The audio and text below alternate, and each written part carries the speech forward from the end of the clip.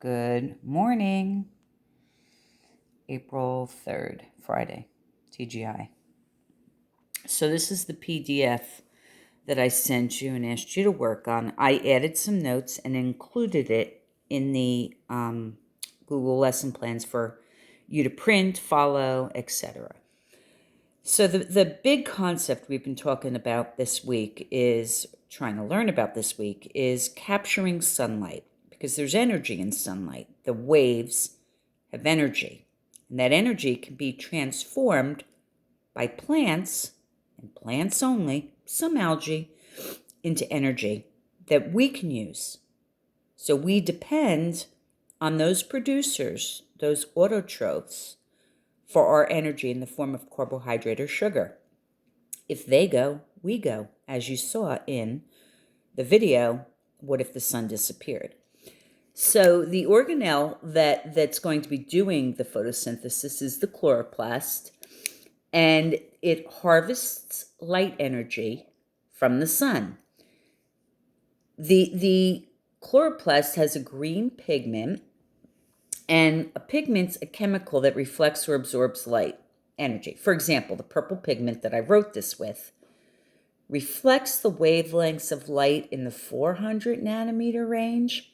They're the ones that hit the pigment, get bounced back to your eye to be interpreted as your brain as purple.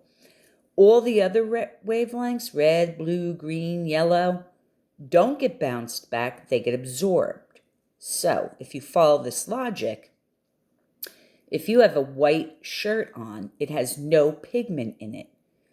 So it is going to reflect every single wavelength of light back to your eye, which then gets interpreted as white. Conversely, if you have a black shirt on, those wavelengths of visible light hit that shirt, and the pigment, which is black, absorbs all of the wavelengths. Nothing gets sent back to your eye. So your eye, your brain, interprets that as the absence or blackness. That's how that works.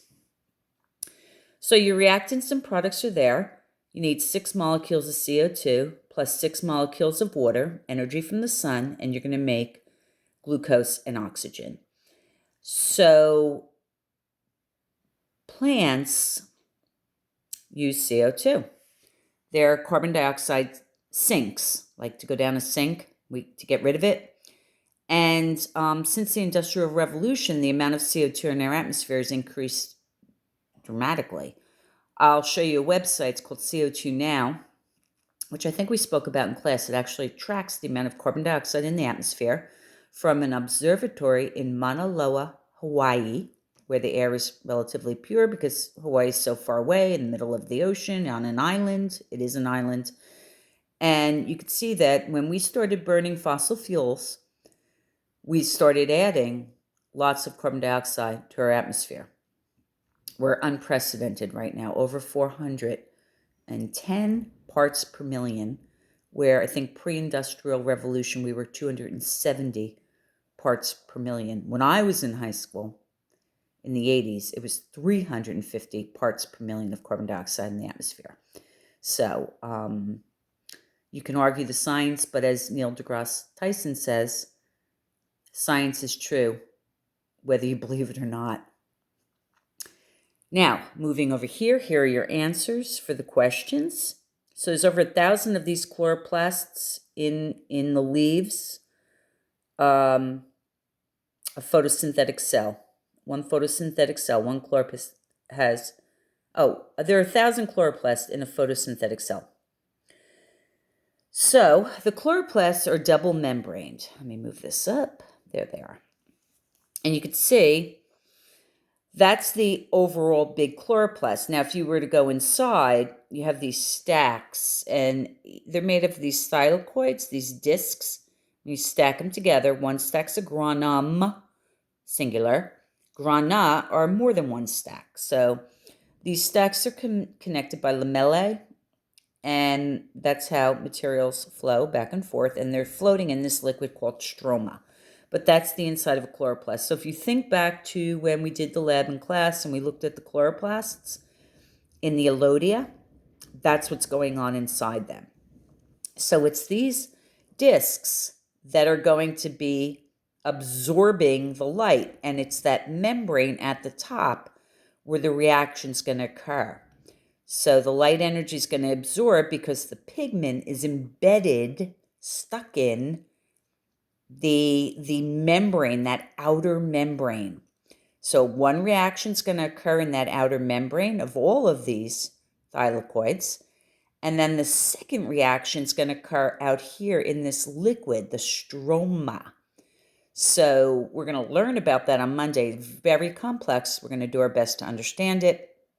But this is a little factory which is going to convert light energy into glucose, which is then stored by the plant as starch and is also used to build cellulose for structure. And that's our fiber. So there's the other answers. I don't know if you could see them. And I'll move it up like that and squeeze it down. There it is. So we've got chlorophyll is green. It reflects green wavelengths, absorbs all others. Then there are these accessory pigments: red, cyanophyll; orange, carotene; yellow, xanthophyll. I actually turned my sons orange when they were little. I juiced lots of carrots for them. And when I juiced the carrots, that was like a very high abundance of carotene. It will stain light-colored skin orange. And I'll show you a picture of that. I'll include a picture of orange boy stained with carotene. It will break down over days, not harmful. But that is the orange pigment that's in carrots, of course. And let's see, we've got grana. Okay, now this piece right here, we're going to pick up with on Monday. So your homework is that last piece. Not really, because I gave you a week, the weekend off. But try to have this ready and what comes after it ready to go for Monday. I think that's it. Now, as I said, if we get over 54 views for the video, extra special picture of Teddy chilling.